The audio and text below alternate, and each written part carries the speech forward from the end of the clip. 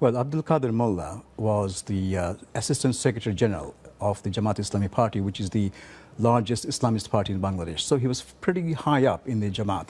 But in 1971, he was in his early 20s, and he was accused of having been part of a militia that the Jamaat-e-Islami formed with assistance from the Pakistan Army. They were collaborating with the Pakistan Army in their fight against Bengali nationalists. And Abdul Kader Mullah became known as the Butcher of Mirpur, which is a suburb of Dhaka, where he was supposed to have carried out a series of atrocities, including killing off a poet and also going into villages and killing villagers. So he was convicted on 5 counts of murder, genocide, and sentenced to life imprisonment at first, but then the prosecution appealed and the Supreme Court changed it to death sentence. And yet he remains a divisive character. He has his supporters. On this announcement, I was just saying, violence has been reported across the country. Well, it's not exactly across the country. There are pockets of areas in the country where the Jamaat-e-Islami is very strong, and you can expect some reaction there.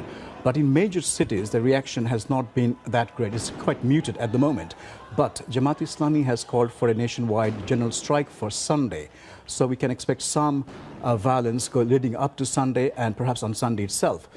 But the level of kind of reaction that what we were expecting and the authorities were actually apprehending may yet turn out to be the case, and people are expecting some major spike in violence, but this violence has been going on for over a month now on an unrelated issue, on the issue of the election. So it kind of adds to the mix of violence. As you say, we've only just had this news in the past few minutes that he has been executed, so we might still yet see further reaction. What about these accusations by the Jamaat party that this trial was politically motivated? Well, the problem has been that the International Crimes Tribunal, which is a domestic court trying international crimes committed in 1971, the court and its proceedings have been quite controversial. The law which set up the court was deemed to be not up to current standard because the law was drafted in 1973. So it needed to be upgraded. And the workings of the courts have been criticized by various human rights organizations such as Human Rights Watch, Amnesty, and the United Nations human rights body also.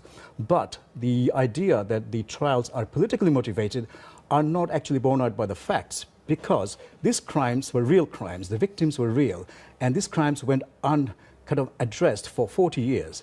And if you're going to try anyone for these crimes, it had to be the people who are being tried. Now, whether they're receiving a fair trial or not is a different issue. But it's the Jamaat-e-Islami, the party which collaborated with the Pakistan Army in 1971, and they participated in the militia activities. So the actual charging of these people were not, you cannot say, I don't think it will be fair to say they were politically motivated.